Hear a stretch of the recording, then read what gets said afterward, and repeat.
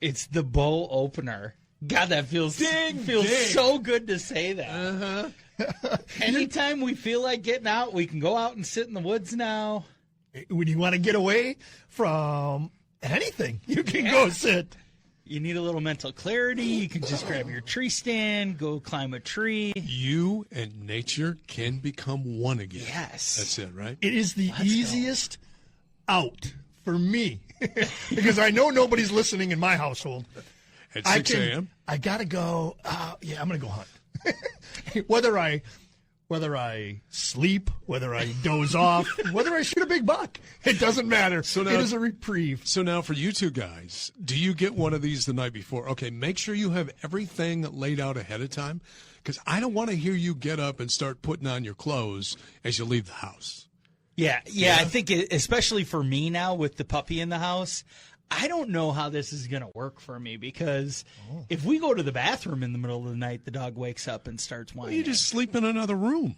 I actually, that's crossed my mind. I think that's what I'm going to have to do. I mean, Wag sleeps in another room all the time. Right. Come on, you know, so what's new? I get up. The master suite. I sneak out. I sneak out of the bed and then I just walk outside because I can. Right. I just get to change outside, so I don't have to pack anything. It's I'm very fortunate in that aspect. All right, so yes, this is a pre-recorded show. Me, Tim Scott, where am I? I'm getting ready for the Badgers in Alabama today. Big day today. Yeah, and that's why we're early because our coverage from Union South with Reed and Nick Bruzewitz comes up at the top of the hour. It's an 11 a.m. kickoff today, and I said I'm going to hit a few tailgates today. Then it crossed my mind. Tailgates are fun, adult beverages. Mm-hmm. You do it in moderation. You got to be smart about it. But it's like 7:30, 8 o'clock in the morning, and you're shotgunning beers. Not that I would do that, but I've seen other people do that. Yeah, and Madison is known for the two-story beer bongs. You know. For me, a morning cocktail. A lot of people, it's a Bloody Mary, right? Mm-hmm. I'm not a big fan of Bloody Marys. Oh, no. No. I'd be more of a screwdriver. See, that's where I go. I'm a screwdriver guy. That's would be my morning drink. Or, the upper end people had the mimosas. Yeah. I'm not a mimosa guy. Yeah. Yeah, well, I think part of it that's encouraging with those kind of situations is that there's so much excitement in the air. Mm-hmm. That it makes it a little easier for those to go down. That's the thing about it. Paul Wagner is in studio with us. Nice to see you again, Wags. Thank you. Here's the thing. I didn't want to see you in studio because seeing you in studio today as we tape this means that your season has come to an end. Yes. Yeah. Excuse me. Dot Count season was a success, though. It was a very, very much of a success. Third year since we've started. This was the first year we made the playoffs. Unfortunately, the playoffs ended too quick. It was a best-of-3 series with Kane County, Illinois, County Cougars. Yeah. And unfortunately, we lost. We're out of it. They are going to the championship. They are waiting for us. You were worried about that, right? Because you guys had hammered them down the stretch, if I remember right. Yeah, baseball doesn't matter. It always – the odds and the averages, the law of averages always take place. And we swept them at our place, and then we swept them down there. And as fate would have it, we opened up the playoffs against them, and I just said – this doesn't look good. We're 6-0 against them in the last 6 games. I got an eerie feeling, and unfortunately it did. But we got to look at the positives. The Dot Counts did well. Great turnout at the stadium. WBC Park was outstanding. Lots of festivities every weekend. Drone shows to fireworks to tequila to movie night. Just an incredible summer. So yes, thank you very much. And the Dot Counts had a very successful season. We're just going to build on that going into next year. Yeah, the cool thing about that park too, because I pass it each and every night on my way home, there's always something going on, even when you guys weren't playing. So now as you roll into, will there be fall baseball, fall leagues and stuff going on out there too? Yeah, there'll be fall baseball. But as you know, there is an upper in that club level. There's a restaurant up there, and that restaurant will be open starting October 1st, I believe. Okay. Wednesdays originally, or to start out Wednesdays, and then I believe it's going to go Tuesday, Wednesdays, and Thursdays with Joey Albanese's Fish Fry on Friday nights. So, again, we look at the stadium as a venue for, we have 50 games. But there's 365 days in the year. Mm-hmm. What are they going to do to generate revenue for the next 315? baseball is just a part of that. So it's a great place to go and just keep, we go to dothounds.com and there's always things going on. There's beer tasting, there's macaroni fest, there's so many different activities that come through and establish themselves, whether it's bocce ball, volleyball tournaments. There's so much going on. Tasker's a huge bocce ball guy. Yeah. I've done it a time or two, but I might have to join the league now that I'm just right down the street. I think it's just a one-day. It's a one-day event, It's not a league. We can tailgate, Okay. and then we can have they're going to have at Madison. They're going to have that build your own Bloody Mary bar, and that's what I love. They set you up with some vodka. You take the mix that you want, and then you throw beef sticks in there, cream, string cheese, olives, asparagus, pickles. I love it. Hot I sauce. love it. I've never Whatever you understood want. that. Oh, I mean, I've seen these. I've seen photos. What is the one here in town? Is it Sobelman's? Sobelman's. I mean, I've seen travel The shows fried where they'll show up chicken here. on it. yeah, damn cheeseburger. And they'll on have it. a cheeseburger. I'm like, why don't you use a plate? Yeah. You know what I mean? Yeah, it doesn't make it easier to drink the thing. I mean, when that's you're for drinking sure. a bib, when you're having a drink in the morning with a bib, either one, you're already overserved, or maybe you should use a plate for the Right. stuff that's piled in this And they thing. give you that big Bloody Mary. They stuff everything in it, but they give you that 1.5 ounces of vodka. Like, Yeah. oh, okay, what is this? Yeah, Right. exactly. Yeah. So we're taping this again because we're busy.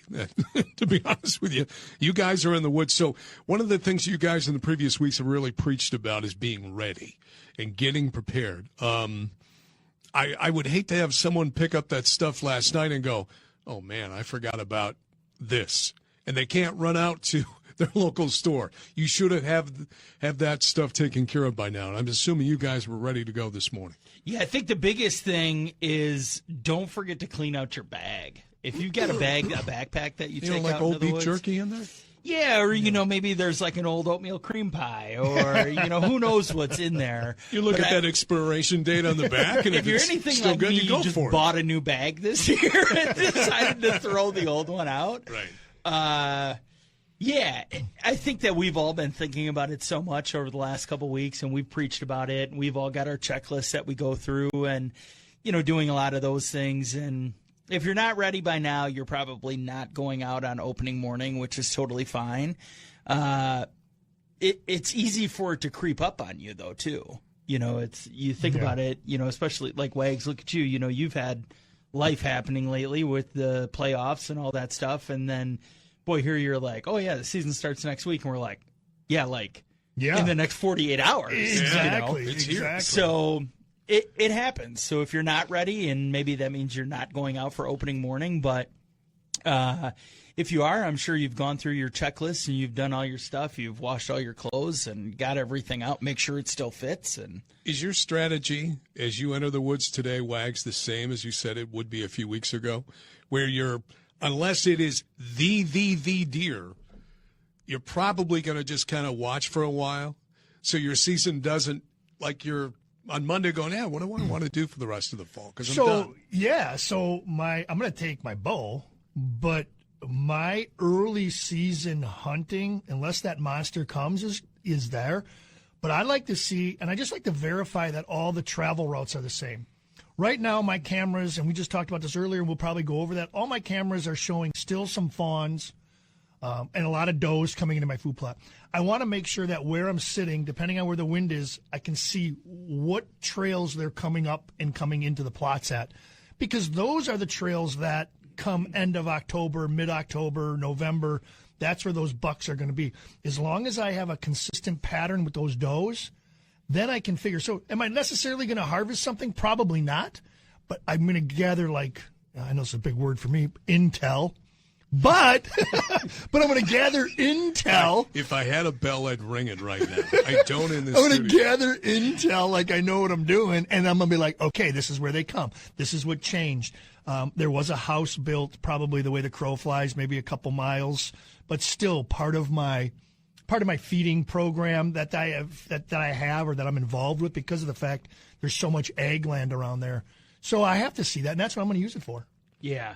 Yeah, and I think we talked about this last week or the week before, just some things to keep in mind, as you're scouting new land. One of the things I brought up was just an observation sit, which is exactly what you're talking about, Wags. It's just getting out there and hey, by all means, if that deer shows up, you're taking it because you don't know if you're going to see it again.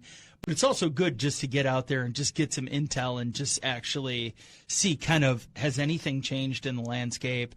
Are they coming from a different direction? It's nice just to be out there, and it's really nice to be out there when it's 70 degrees and you don't have to worry about freezing or any of that stuff. So it's a nice time to just get out there and take it all in. I know the other thing that's going to change too is that it's called fall, meaning that leaves will fall, right. Crops will be harvested. So when you're out for this early season hunt this weekend, what you're going to face during the gun deer season is going to be vastly different, right?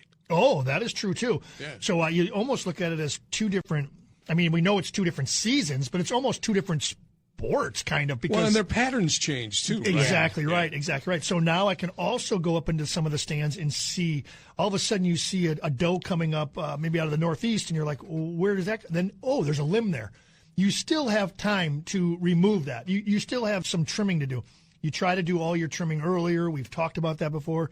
Make sure that the tree stands are locked on. Make sure your straps are good. But you know what? You still get on there and maybe something moves or something creaks. You still have time to do that. But you're right. Now that I can trim something with the leaves on it, now I know, okay, this is really going to be open during gun season. Yeah. Yeah. It's just all part of it. And that's kind of what we love about getting out there. And the key is we're turning the page. So the season's open now. So anything can happen over the next 3 months. It's just a matter of, when are you going to be out there? What have you done leading up to this point? And getting lucky, because that's really what it comes down to. I think, Wags, what you said is really well said in that it's almost two seasons. Yeah. Because what the landscape will be vastly different when you get into the fall, won't it? Yeah, and then for me, or for egg land down here, when those crops get harvested, it does change. There's no hiding. Bucks can't hide in tall stalks. They can't go and eat up a couple beans in the middle of the night and just sit in those 2.5 foot and lay down, and all you see is horns sticking out. That stuff's gone. So they move into the timber. Now you have to realize that your hunting strategy is going to be that. Where are my timber points? Where are my pinch points and funnels through the timber? Whereas now I'm looking at it as they're coming across through cornfields and bean fields and how they're getting to me. Those things are going to be gone. So those patterns, they're not going to be coming that way. They're going to be coming out of timber. So now I got to find that strategy. I think it's really important, too, that, and again, I'm assuming you have a good relationship with your neighbors. I'm assuming you have a good relationship with your neighbors in that when their harvest season begins, it's not like you're driving home going, oh, yeah, he's starting to pick corn or he's starting to harvest the beans. I would want to know at least an idea when they're going to get started because it gives me a heads up to start preparing for that and to watch for pattern changes and things like that. They don't call me up and say, hey, Paul, we're gonna it's picking time. Probably go sit this afternoon. We're going to be pushing deer. But if hey, buddy, call. Yeah, hey, buddy. But, you can hear it. You can see it. You know it's coming. Right. And these farmers that they lease some of the land around me, I know when they start. And depending on moisture content, depending on what their crop is, whether it's a bean or a corn, or they're just, tilling up alfalfa for bales and stuff like that, I always know. They don't tell me, but I can always see them. And when I see their pattern is always the same, unless something drastic happened. We haven't had rain in a while, so I can't believe there's a moisture situation. Possibly, unless we get a downfall, but I can't believe that. So as soon as these crops are ready, I believe they're going to take them off. And they kind of go, I know you can't see me, but they start in the north, and they kind of go north to the west, and they create a half moon right around me. So when they start in the north, I know that the south fields are always going to be last. At least that's the way they've done it in the last 5, 6, 7 years. Yeah. Yeah, and it just gives you an idea because you might start seeing more of that traffic coming from the north and then the west and then the south. So just picking up on that and just kind of keeping that in mind as you get in some of those sits and as you're, taking in some of that information. They're playing at Camp Randall Stadium today. Right. The only thing missing from this is Nick Saban. That's it. Yeah. I mean, they're there. The Badgers are 2-0 going into this game, as is Alabama. We'll talk more with Nick Bruzewitz and Reed Magnum live when they're from Union South at the set at the top. Matt, Mike, Tausch, the whole crew will have the play-by-play at 11 o'clock today. But it's still weird and this has been on the schedule for years. It's a home-and-home series. But to say that you're going to see Alabama in person today. Now, they played when did they play against each other? They played in like a kickoff classic or something. Yeah. But what's comparable to me is when the Badgers played LSU at Lambeau Field. When they played at Lambeau Field, and it was 2016, and the Badgers ended up winning that game. No one gave them a chance that day. Like no one's giving them a chance today against Alabama. And based upon the first 2 weeks of the season, maybe you don't think that, but they're still 2-0. Is this one of the most anticipated games to come to Camp Randall since that LSU game? Well, the LSU game wasn't at Camp Randall. That was that was at Lambeau. That's right. I would say non-conference, yes. Yeah. Because you've had some big ones. I mean, the night game, Ohio State, where Gilreath the touchdown. Ohio State was number one at the time. I would have to say, I'd have to go back. One is Miami. When Miami was rolling, and Miami came to the camp and destroyed the Badgers. Yeah. And there was a game, I believe it was against Colorado, well before Dion, back in the 90s when they were rolling too. Yeah. That was like, and they had a night game at Camp Randall Stadium too, and the Badgers got hammered that night. You don't know this because you're way too young, but I believe, wasn't it like wasn't it like Cordell Stewart and Charles Johnson, that Colorado team? Remember Slash? And that's what I'm. Yeah, they came to Camp Randall Stadium. Yeah. Mm-hmm. Mm-hmm. Yeah, you don't even know who those guys are.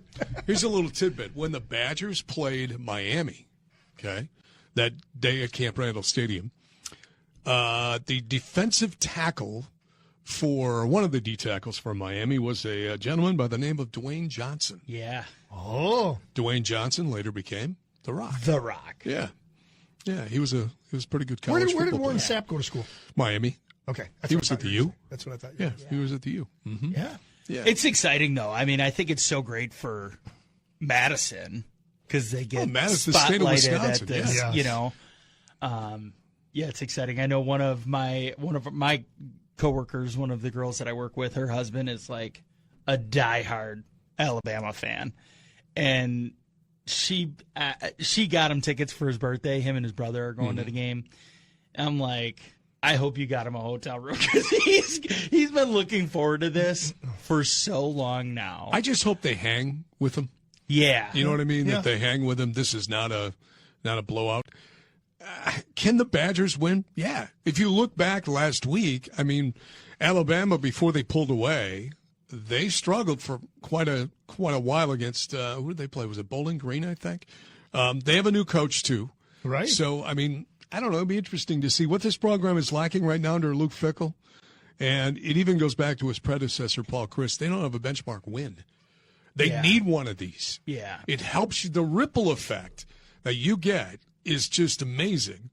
You know, I mean, like last week, you could say that Matt Rule's win over Colorado and Dion, even though Colorado is not very good, it's still a benchmark win. Is. Why? Exactly right. Because it's Dion, it's Colorado, it's all the hype. Right. You got the national exposure to it, and that's what Fickell and these guys need. If it's not against Alabama, then then it has to be in 2 weeks when they play in the Coliseum against USC. Yeah. Yes, and this is an outdoor show, so let's swerve back to that. Yeah. No. I love But how we're we end up excited going about down that, these. right? Yeah, it's a big deal in the state today, It's a aside huge from the deal. bow opener. So the two biggest things in the state today are, one, the Badgers in Alabama, and a close second, it's the opening day for you guys for the bow season. the camo comes out again. Yes. Yeah, it does. Love that. I wonder if anybody will double dip since it's the 11 o'clock kickoff. Yeah. Maybe wear the camo with a Badger shirt on top. Just get a camo Badger shirt. There you go, Yeah, man. there you go. Camo Badger hat. You're all set, right? I'm gonna wager no, because especially if the Badgers do win, or if this is an exciting game and the Badgers, hopefully they win, not a chance. Matter of fact, I don't think if the Badgers win, I don't think anybody will be hunting Sunday morning either. Yeah. So question, be honest. Have you ever listened to a game broadcast in your stand? Yes. Yes. Yes, I have too. And Sundays religiously follow along with fantasy football on my phone. Yeah. I think we all have, right? I think you have to. Yeah. You don't want to miss out on something. You don't want to miss out on being in the woods, especially for like a noon game, or early afternoon game, especially those like 2:30, 3 o'clock kickoffs. Yeah. You want to be there in the afternoon, so you're not going to miss that. But you want to still be able to pay attention or be able to listen. And you know what else is funny, too? Because I do that. So with fantasy, I won't maybe listen, but I'll pull up my screen and I'll look at points, who's driving, what's happening. Oh, yeah, get in the end zone. Hopefully we get another chance. And then I'll close it up, and my eyes are jacked. So my eyes take a little bit of time to focus. I'm like, who's here? Who's here? Who's walking by? That son of a gun, he just walked right by me. No one told Wags it's age. That's what that is. Yeah. It's age. Yeah, and there goes the big buck. He goes, hey, I hope he scored. See you later. You should have what are you doing up there? You should have played Rodgers this week, Wags. That's on 2 points. That's only 2. See you later. So you guys are in the woods today. As we said at the beginning, this show is pre-recorded as we get set for the Badgers in Alabama coming up. At the top of the hour, our coverage will get underway here on the game. We always take time to salute great sponsors, and lots of folks right now may be listening to us, which we would appreciate that, are tailgating or getting their tailgate stuff ready. And not only is it the Badgers in Alabama, but tomorrow it's the Packers home opener. Will Jordan Love play? We'll find out tomorrow. Is Malik Willis going to be under center? But it is going to be tailgating and then some. I'm doing the double dip, doing Badgers today. Going to run up, do the Packers and Colts tomorrow. So I needed help. Bunzels is there to help, aren't they, Eric? Yeah, and I think it's the perfect time to highlight this barbecue deal that they have, which, we always talk about their monthly meat deal, which is just a smaller variation of some of the things. But, you can also look at some of the other options that they have. They've got 3 variations of a meat deal. They've got a barbecue deal, a steak deal, beef deal, and a deluxe pack. I got deals. They've got the deals. You can go in there and you can actually grab this barbecue deal, which is perfect if you're having people over, if you're just looking for a reason to fire up the grill. But 2 chickens, 4 pounds of country ribs, 2 6-ounce tenderloin fillets, 6 brats, and then a 3-pound pack of already pre-made 3rd-pound ground chuck patties, which – that takes care of you for a while. Mm-hmm. No matter how many people you're trying to feed, it's a good amount. And we just recently went in there and got some of the spare ribs. Oh, they're just so good. You cook them slow and low. Mm-hmm. And, a couple hours later, 3 hours later, you cook them just like regular ribs, the 3-2-1 method or whatever they call that. And, it just makes for great, and then you've got some for leftovers. So just go to the website to get more information on that, right? Bunzels.com, so Bunzels.com. And we should mention, too, if you're out in the woods this weekend or next, a great snack is the sticks. The sticks. And they got the sticks. Yeah, and they have a whole, end cap that is refrigerated with probably 15 different kinds of hot sticks, beef sticks. I think I've even seen some different game sticks in there, like elk sticks, venison sticks, some of those things that they do there. But it's just such a great thing. I always like to I do an annual post every year of eating one of my venison slider sandwiches and say bringing him back to where we first met. Yeah, well, you made him. I didn't see that post, but you also made him at your gathering, your outdoorsman gathering. Yeah, the little sliders that I did last year. So just like a venison slider, which is great for deer camp, a perfect recipe for that. So that's awesome. So let's turn the page and let's focus more on what Tailgate Talk is all about. Some stories coming in this week. E, we go to you. You know what we need? We need one of those news sounders like do. Yeah. Now with the latest from the outdoors, here's Eric Tasker at the news desk. So I found this interesting article about the efficacy. We're using big words today, so I don't know. We're gonna have to maybe find a more eloquent. It's because name. Wags this morning, as we did the show, learned how to make intercontinental coffee. Yes. So it just kind of all rolled from there. See, I got to make sure that I tell my stories to the right people, because when I say a story to one guy and one guy helps me, and the other guy comes in and goes, yeah, I figured out how to make coffee. And then that guy comes in and says, No, I told Wags how to make the coffee. I'm like, well, I didn't say who told me how. I said I figured it out. Wags figured out how to do coffee. So, That's right. it was an article that was posted on National Deer Association's Instagram page, and it just talks about the efficacy or the efficiency of fixed blade broadheads versus mechanical broadheads. And it was a controlled study, and it was done on a U.S. military installation in Maryland where bow hunting is allowed specifically for the base personnel. So anybody that's on site there that is, part of the service that is stationed there is allowed to hunt this. So it's nice because they have this kind of set up. I say all that to say the reason that that's important is that it's a very controlled area. So, they know exactly what's happening. Mm-hmm. Everybody has to check in. They have to report all of the information about what are they using, where did they hit the animal, did you recover it? They tracked all of the metrics of this for 30 years. So they had a total of 1,600, give or take, deer that were harvested. They had, or that were actually recovered. Of that, they broke it down farther to be how many of that were fixed blade, how many of that were mechanical. So the big thing with this is that they say, mechanicals don't open. They're, you can't punch through the shoulder. You can't do all of those things. 82% of the deer that were hit with a fixed blade were recovered. So 82% fixed. Of all of those deer. Got it. Of that, or with that same metric, then for mechanical heads, 90.7% were recovered. So like a full 8 plus percentage points better were recovered with the mechanical broadhead. But that's a simple on the surface analysis. Where were the shots? What was shot placement? Right. Who was shooting? What you got 1,600. I mean, there's so many. Yeah, that's a very simple broad. Right.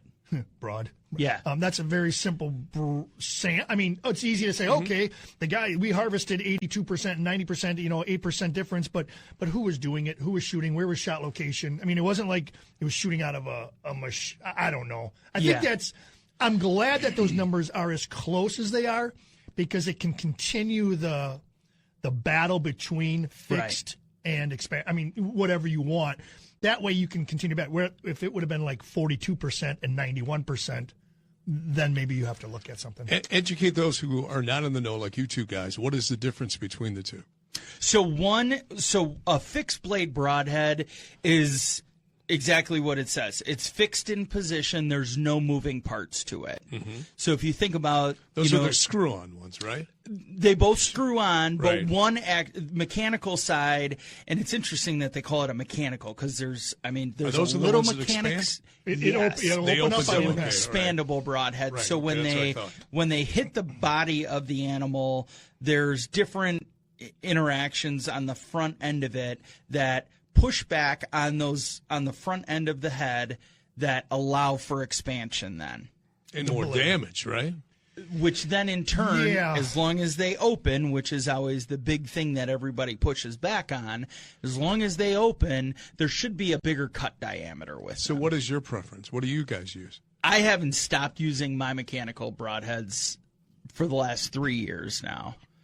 I just think that for the ones that I shoot, it's a G5 Mega Meat, and my philosophy with it is G5 Mega Meat. Yeah, right. So my philosophy with it is I was shooting like a 1 1/4 inch cut diameter fixed head before that, and I had hit and wounded and not recovered 3 deer in a row. And I know that one of them was shot placement, one of them I don't really know. And then the third one was just a longer shot, and it was low. Okay, So very good blood, but I still hadn't recovered it. My thought process with it is that it has a 1 inch cut diameter if it doesn't expand. If it does expand and it works as it should, it's a 2 inch cut diameter. So my thought is as long as I'm still shooting that, I'm still going to get a 1 inch cut diameter, the same as what I was shooting for a fixed head. Yeah. So I'm not going backwards at all, really. And if it does work, or if it deploys as it's intended to do, I have this massive wound channel then. I've used those, and I literally had the Tacticam on, and my shot placement was perfect, and that buck was never recovered. It was gone. I don't believe in them anymore. I'm a fixed blade guy. Even if I get 8 to 10 inches of arrow penetration, I think as that animal's running, that fixed blade has no chance of, it's probably not going to fold, but I think when you pick up a fixed blade, you will cut. If you touch around and you spin that thing and you just feel that, if something's running with that in there, it's just cutting it up. It's just cutting it up. I believe in the fixed blade only because I literally saw me miss. Or not recover. And there was no blood. It was almost like shooting a 22. Like someone says, hey, for self-defense, you shoot a 9mm or something. Okay, that's one bullet. Where why don't you shoot, double-aught buck or, something bigger, get more holes, or something like that. So I just have seen that go almost like a practice tip go right through there. I'm assuming it didn't open. I couldn't find it. I like a fixed blade now. It is a smaller cut. I use the muzzies, and my muzzy, I think it's an inch. Gosh, I should look at that. I think it's inch and a quarter. I think it's an inch and 3/8, maybe, something like that. But I like that. And I go with the 3-blade. I don't go with the 4-blade. I have used them both. It doesn't matter. I guess basically whichever's on sale, I'll get them. But they make them both, the 4 and the 3-blade. But I'm a typical 3-blade, a fixed 3-blade muzzy guy, and I just love it. I think it's interesting, though. You say the reason why you don't use them is you tried them, but once you've lost a deer, you're like, no, I'm going back. Yeah, and it wasn't a monster buck, so I'm happy. But I can just imagine, well, if that was my big wall hanger, I'd probably still be crying. Yeah, and that's a big part of it too. I think is that we've gotten to the point with the industry now that the products that are made are really good. Yeah, and they work 99% of the time. Correct. So when it is that half a percentage point or whatever it is that it doesn't work, it's amplified so significantly. Like rages are always the ones that get a bad rap because they don't open or whatever. So my rage is that's what I use. But remember when you put that on and it rotates just a little bit? And if those little plastic caps, these plastic caps have little slots in them, but you have to make sure that when your flange comes down, it doesn't go into a gap, so it has to break plastic. Mm-hmm. It does. It moves. So sometimes even when my bow is at rest or hanging in stand, when I have the rage, I still tighten them up all the time. But then you always have to, I always got to look and make sure I'm not in that gives you slot. Something else that you end up thinking about. Yeah, and I'd rather just say, okay, it's tight, it's ready to go. I don't have to think of the plastic something's wrong or an older one. Sometimes I screw it on too tight. Did we hit 160? Is this 160 today? 161. 161. Okay, 161. Who's counting, right? Yeah. Who's counting? So during the break, you guys have got to tell your WAG story. You started, and then I made you stop, and I said, hey, leave it for the show. Leave it for the show. Which one? Yeah, I feel like there's always so many. The racoon story yeah. that you started, right? Yeah, so last week I get a call from Mr. Wagner. He's like, you won't believe this. So I'm out there. We've got a raccoon problem. I started trapping. I got to just send you a picture. So all of a sudden, I'm not getting any bucks on my cameras, and I'm getting pissed. And I'm like, what the hell's going on? And then all of a sudden, I see these coons running back and forth. And then they're literally stopping, and we haven't had rain for a while, so I feel like just putting a fence around and like zapping everything because they're going to eat it all before I'm ready to hunt. And these suckers, I got rabbits eating, I got squirrels eating nuts there, and acorns. And then all of a sudden I got these raccoons coming back and forth. And I'm like, what the hell are they doing? So I'm gonna trap them. So I put these dog-proof traps down. Okay. And I can do that. I've used them before. I don't use like the Dukes like for coyotes and fox. I think I use Dukes 1.5s, and we got the whole grate the dirt and stuff like that. And I've done that before. Mine are all tagged. They're up north. But this, I was just gonna put this dog-proof one in. It's a tube. If you've ever seen it. and then you clamp it with your hand, and then you throw it in there. I had raccoons one time, a whole family under my deck. Yeah, how'd you, so I know see what I did. I called somebody. I did a hey buddy call. They took care of it for me. So I put them in, and I load it down. I got it all. Put some marshmallows down there. I got some stuff. I got a little dog food and everything. And I'm ready to go. So I'm getting raccoons. One time I get there, I got on my camera. I go, hey, I got him. I get out there, he's gone. I'm like, what the hell happened? He bit his leg off. Oh yeah, I've heard about that before. He bit his leg off. And I literally pick up the trap and I clamp on it and his, I don't know what do you call him, a paw, a hoof, a foot, right, comes flopping out. It looks like those old, like remember when we used to go like to the Dells and we get the lucky rabbit's foot. Yeah, that. It falls out. It's just like a lucky raccoon foot. I'm like, so now I didn't tell you this story. So anyway, he's gone. I'm getting him. It's okay. Everything's working good. And all of a sudden, I'm driving down yesterday. I'm going to check the traps, and I got to take care of them. And all of a sudden, I smell something. Something's dead. And I can't find the smell. So I back up. I grab my daughter. I go, she's outside by the burn pit. And I go, come on over here.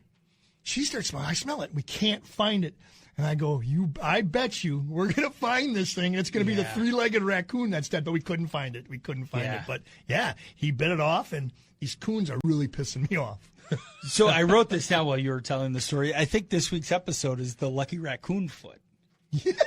Because the lucky raccoon foot, yeah. Yeah, coming into the season. So that's the picture that Wags sends me. And I'm like, you've got to be kidding me. I can't believe it's just that desperate to get out of there. I mean, it'll do anything. It's like one of those like horror movies that it chews through your arm to get out of cuffs. Or... Oh, it's like that. Where was it?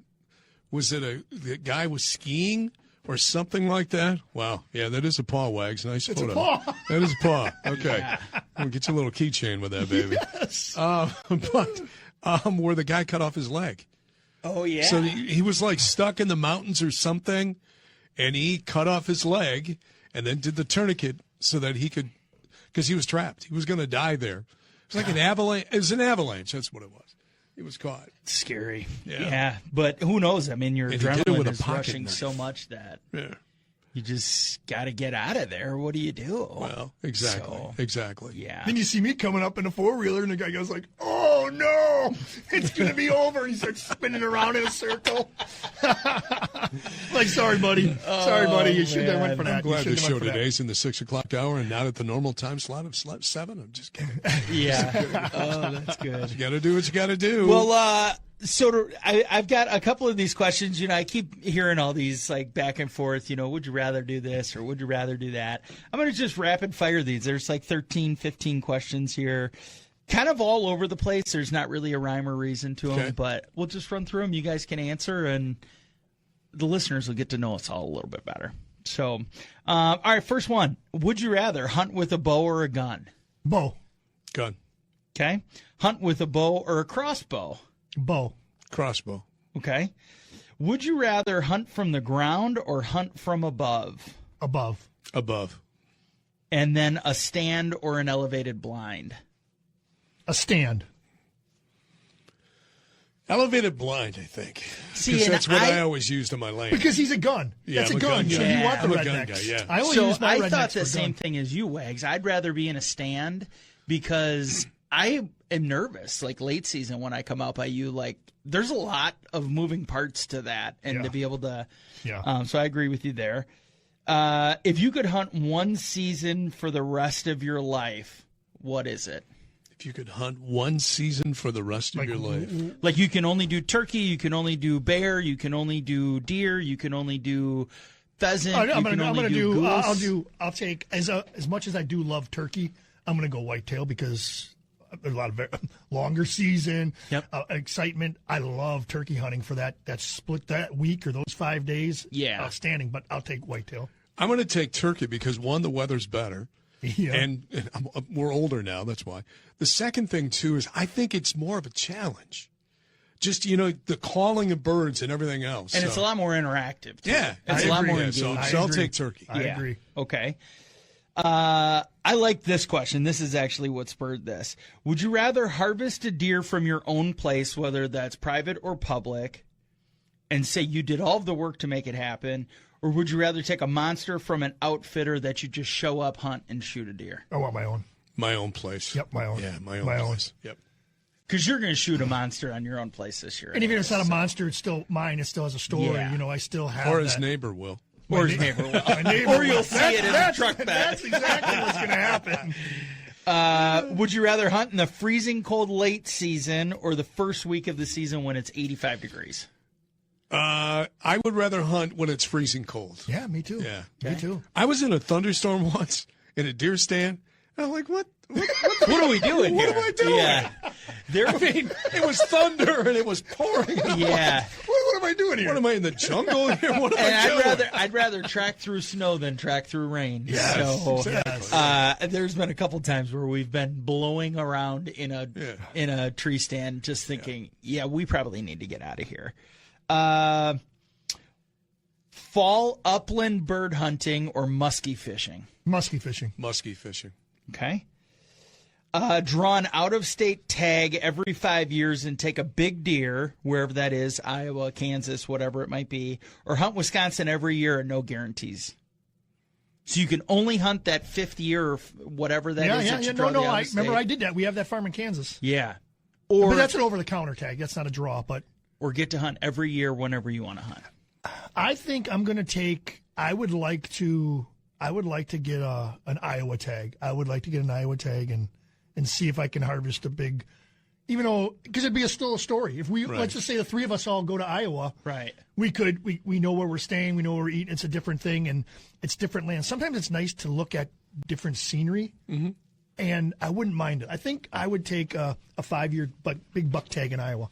So my father-in-law, I think I've told you guys, has gone to Montana forever hunting, and I've heard tons of stories. And I'm always like, put my hand up. I'd love to tag along with you.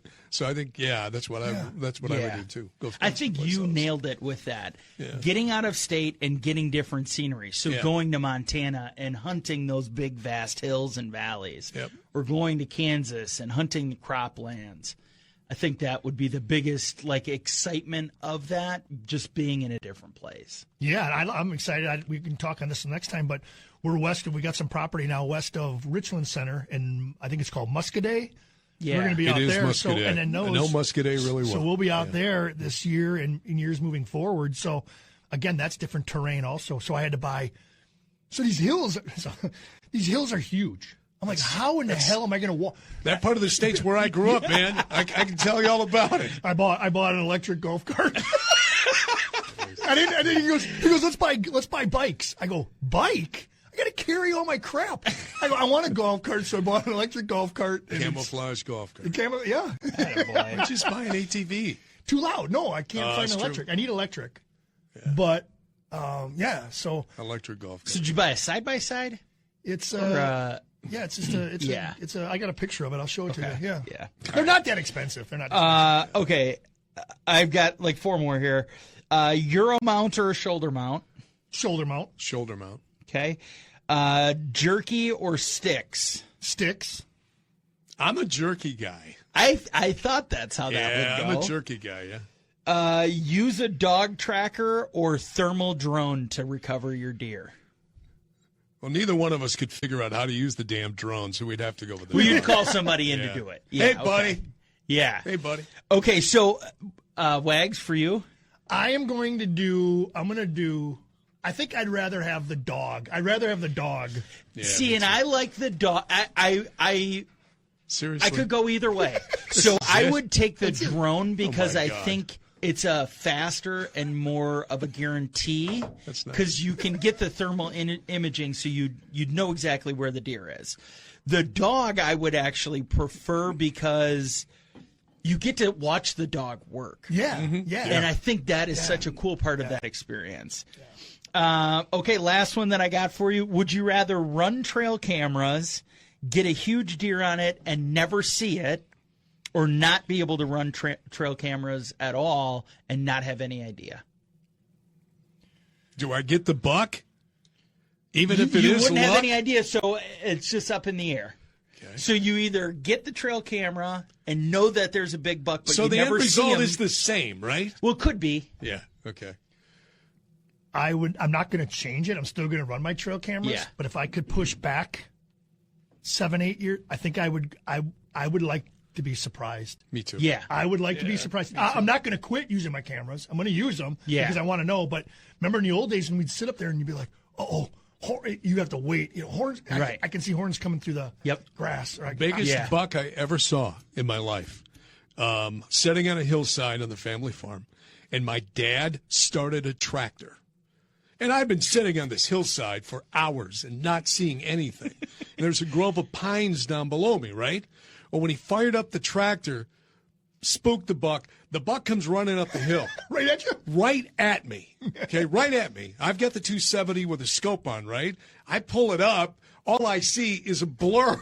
Wow. And I literally think this thing is going to run over me. Over, yeah. So I didn't even have time to react, to shoot. I spun around. Wow. By then, he's gone over the side of the hill and gone. Biggest deer you ever seen? Biggest buck I ever saw on the family farm. Awesome. That's a awesome. great story. That I can't is. believe we've never heard that from and you. to think he probably was down there for hours. Yeah? When I was up there and I'm, enjoying the day, Dad fires up the tractor and spooks him, and I'm That's like, great. almost ran Where me did he over. come from? Almost ran me over. I agree with you guys. I think part of the excitement of hunting is that deer walking out for the first time. Yeah. And being able to lay eyes on them. This is the first year that I've been frustrated with my cameras because I've tried a couple new spots with them and they haven't really performed really well.